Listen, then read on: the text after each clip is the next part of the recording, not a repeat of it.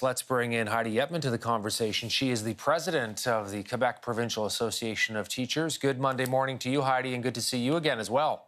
Yes, good morning. So, what do you make of what's going on here? You and I spoke last week. There was a lot of concern over Quebec moving forward here, and now here we are outside of Montreal, and it's happening. It's happening for sure. I mean, we've always said that we should wait till the fall to really plan this out carefully. I guess one of the positive sides is there aren't very many students returning, especially in the English sector. However, I would say that in some of the French schools across the province, there's going to be quite a population of kids returning. So there's a bit of a difference between the English schools and the French schools. So we'll see. I'm kind of happy to hear that there's very few students at this point. Yeah, so let me ask you what you think the point is here then, just to sort of build on what I was asking Genevieve. The idea that, let's say one school, you've got 25% of the students who come back, much of them are staying at home. So why do this? That's a really good question, and I think it has a lot to do with the economy. In my mind, Premier Legault came up with 5 reasons why schools were reopening.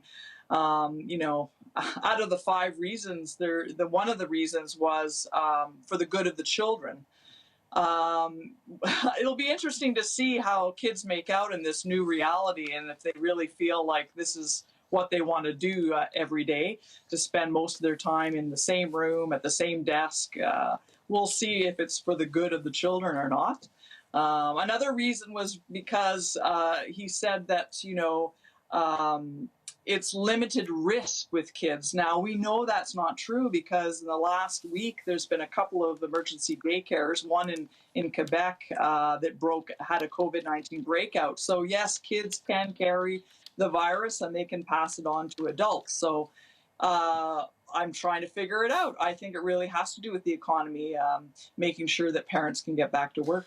There's also this argument, and I've seen it in the last couple of days as well in countries around the world where, it's this balance, Heidi, where they say, the harm to children of not going to school is now outweighed by them going back to school. And so people are saying, we need to get them back to school. Their education is suffering. They're not learning. On the other hand, people such as yourself are saying, well, that's a real risk here.